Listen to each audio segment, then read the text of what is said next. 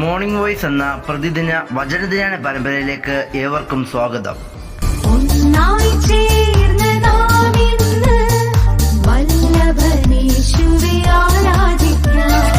ആത്മാവിൻ ശക്തി പ്രാപിച്ചിടാൻ വിശുദ്ധിയോടവനെ ആരാധിക്കാം. ഒന്നായി ചേർന്ന് നാം ഇന്ന് വല്ലഭനേശുവെ ആരാധിക്കാം. ആത്മാവിൻ ശക്തി പ്രാപിച്ചിടാൻ വിശുദ്ധിയോടവനെ ആരാധിക്കാം. ജയഘോഷം മുഴക്കിടാം, ജയഗീതം പാടിടാം. ജയവീരൻ യേശുവിനായി ജയക്കൊടി നാം ഉയർത്തിടാം. ജയഘോഷം മുഴക്കിടാം, ജയഗീതം പാടിടാം. ജയവീരൻ യേശുവിനായി ജയക്കൊടി നാം ഉയർത്തിടാം. ഇന്ന് വെളിപ്പാട് പുസ്തകത്തിൽ നിന്നും കർത്താവിന്റെ ദാസൻ TG മാത്യു കോന്നി ധ്യാനചിന്തകൾ പങ്കുവയ്ക്കുന്നു. പ്രാർത്ഥനയോടെ ശ്രവിച്ചാലും. ദൈവ തിരുനാമം മഹത്വപ്പെടുമാറാകട്ടെ. കഴിഞ്ഞ 44 എപ്പിസോഡുകളിലായിട്ട് നാം വെളിപ്പാട് പുസ്തകം 1, 2 അധ്യായത്തിൽ നിന്നും 3-ാം അധ്യായം 8 വരെയുള്ള വാക്യങ്ങളിൽ നിന്നും അല്പമായി വിചിന്തനം ചെയ്യുവാൻ കർത്താവ് നമ്മെ സഹായിച്ചു. ഇന്ന് ഒരു പുതുവത്സരത്തിലേക്ക് നാം പ്രവേശിച്ചിരിക്കുമ്പോൾ, ദൈവം അതിന് അനുവദിച്ചിരിക്കുമ്പോൾ തുടർന്നുള്ള ഭാഗങ്ങളും ചിന്തിക്കുവാൻ തക്കവണ്ണം കർത്താവ് നമ്മെ സഹായിക്കട്ടെ. ഇപ്പോൾ നാം അതിൻ്റെ 9-ാം വാക്യം വായിച്ച് അതിൽ നിന്നും അല്പം ആലോചനകൾ പങ്കുവെക്കാനാണ് കർത്താവിൽ ആശ്രയിച്ച് ആഗ്രഹിക്കുന്നത്. ഈ 3-ാം അധ്യായം 9-ാം വാക്യം ഫിലദൽഫിയ സഭയെക്കുറിച്ച് രേഖപ്പെടുത്തിയിരിക്കുന്ന ഒരു മനോഹരമായ സാക്ഷ്യമാണ്. ആ വാക്യം നമുക്കൊന്ന് വായിക്കാം. യഹൂദരല്ലാതിരിക്കെ യഹൂദരെന്ന് കളവായി പറയുന്ന ചിലരെ ഞാൻ സാത്താൻ്റെ പള്ളിയിൽ നിന്ന് വരുത്തും.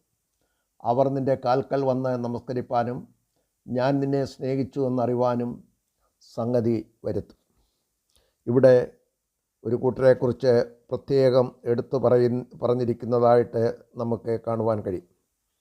യഹൂദരല്ലാതിരിക്കെ യഹൂദരെന്ന് പറയുന്ന ചിലർ, അർത്ഥാൽ ജഡപ്രകാരം യഹൂദരെങ്കിലും ദൈവം അവരെക്കുറിച്ച് ആഗ്രഹിക്കുന്നതെല്ലാം നിഷേധിക്കുന്ന ചിലർ. അവർ യഹൂദന്മാരെന്ന പേരുണ്ട്, എന്നാൽ ദൈവത്തിൻ്റെ പ്രമാണങ്ങൾ നിഷേധിക്കുന്നവരാണ്. റോമാലേഖനം 2-ാം അധ്യായം 28-29 വാക്യം നാം വായിക്കുമ്പോൾ നാം ഇങ്ങനെ അവിടെ കാണുന്നു: പുറമേ യഹൂദനായവൻ യഹൂദനല്ല, പുറമേ ജഡത്തിലുള്ളത് പരിച്ഛേദനയുമല്ല. അകമേ യഹൂദനായവന് അത്രേ യഹൂദൻ, അക്ഷരത്തിലല്ല ആത്മാവിലുള്ള ഹൃദയ പരിച്ഛേദന അത്രേ പരിച്ഛേദന. അവന് മനുഷ്യരാലല്ല ദൈവത്താൽ തന്നെ പുകഴ്ച ലഭിക്കും. ഒരു യഹൂദൻ എന്താണ് എന്ന് ശരിയായ ഒരു വ്യാഖ്യാനമാണ് ഈ വേദഭാഗത്ത് നമുക്ക് കാണുവാൻ സാധിക്കുന്നത്. ഇക്കൂട്ടരെക്കുറിച്ച് പുറമേയുള്ള മതഭക്തി മാത്രമേ ഉള്ളൂ, അകമേ യാതൊരു രൂപാന്തരവും വന്നിട്ടില്ല. ഇവർ പേരുകൊണ്ട് യഹൂദരാണ്, എന്നാൽ ദൈവം ആഗ്രഹിക്കുന്ന ഒരു ആത്മീക നിലവാരം ഈ കൂട്ടർക്കില്ല എന്നുള്ളതാണ് ആ വാക്യത്തിൽ നിന്നും നമുക്ക് മനസ്സിലാക്കുന്നതിനായിട്ട് സാധിക്കുന്നത്. നമുക്കറിയാം, ആ കാലത്ത് മാത്രമല്ല ഇന്നും ദൈവസഭകളിൽ ഇങ്ങനെയുള്ള ആൾക്കാർ ധാരാളമായിട്ട് നമുക്ക് കാണുന്നതിനായിട്ട് സാധിക്കുന്നുണ്ട്.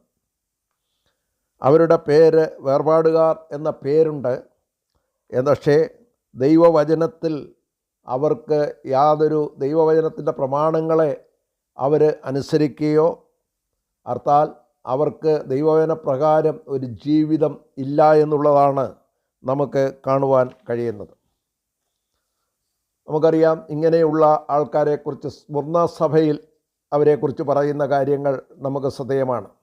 2-ാം അധ്യായം 9-ാം വാക്യത്തിൽ സ്മുർണ സഭയിൽ ഇങ്ങനെയുള്ളവരുണ്ട്.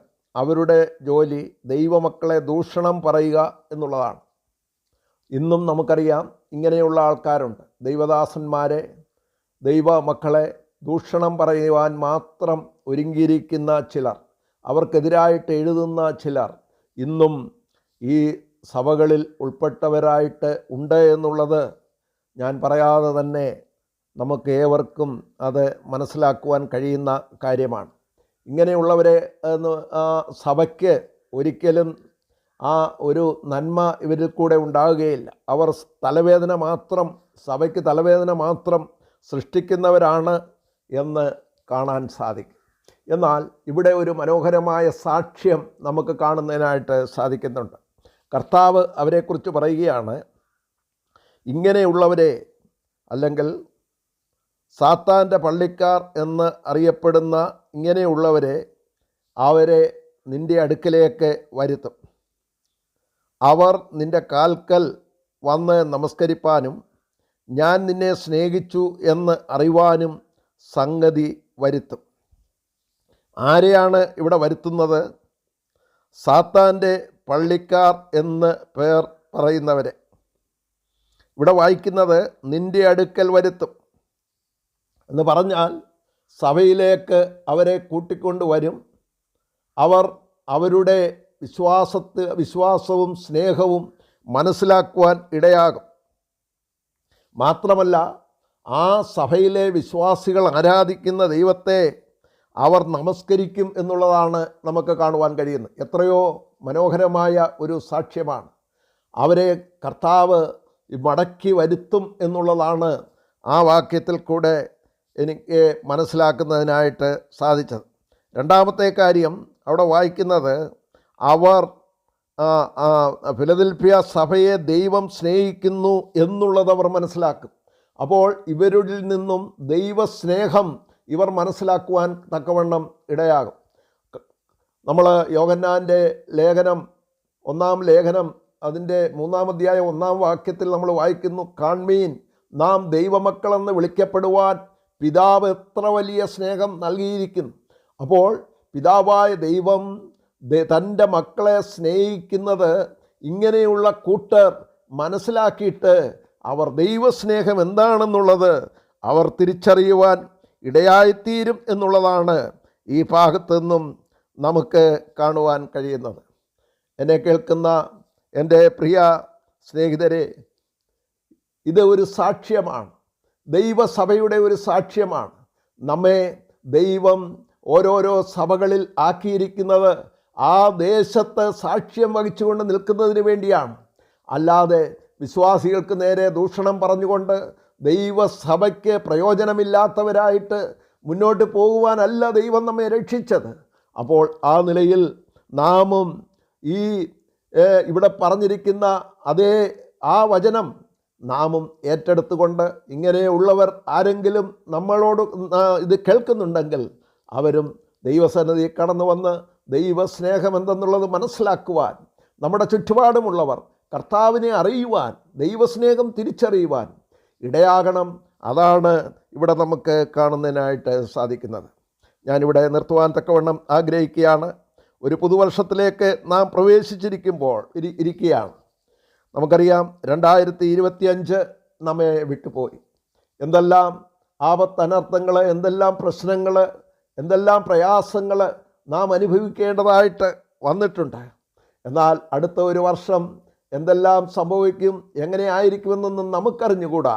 ഇവിടെ നമുക്ക് എന്നാൽ നമ്മെ സഹായിക്കുന്ന, നമ്മെ വഴി നടത്തുന്ന ഒരു നല്ല നാഥൻ നമുക്കുണ്ട്. 2026 പ്രവേശിച്ചിരിക്കുന്ന ഈ ദിനത്തിൽ നാം കർത്താവിനെ കൂടുതൽ സ്നേഹിച്ച് കർത്താവിൻ്റെ സാക്ഷ്യം വഹിച്ചുകൊണ്ട് നിലനിൽപ്പാൻ നമ്മെ കർത്താവ് ഇടയാകേണ്ടതിന് കർത്താവിൻ്റെ ബലമുള്ള കൈക്കീഴിൽ താണിരുന്ന് നമ്മെ തന്നെ സമർപ്പിക്കാം. ദൈവം നമ്മെ അതിനായിട്ട് സഹായിക്കട്ടെ. കർത്താവിൻ്റെ മഹത്വത്തിനായിട്ട് നിലനിൽപ്പാൻ കർത്താവ് നമ്മെ സഹായിക്കട്ടെ. എല്ലാവർക്കും പുതുവത്സരാശംസകൾ ഒരിക്കൽ കൂടെ നേർന്നുകൊണ്ട് വേഗം വരുന്ന കർത്താവും രക്ഷിതാവുമായ യേശുക്രിസ്തുവിനെ അത്യന്തം സ്നേഹിച്ചുകൊണ്ട് മുന്നോട്ട് ജീവിപ്പാൻ ദൈവം നമ്മെ സഹായിക്കട്ടെ. ദൈവനാമം മഹത്വപ്പെടുമാറാകട്ടെ. ആമേൻ.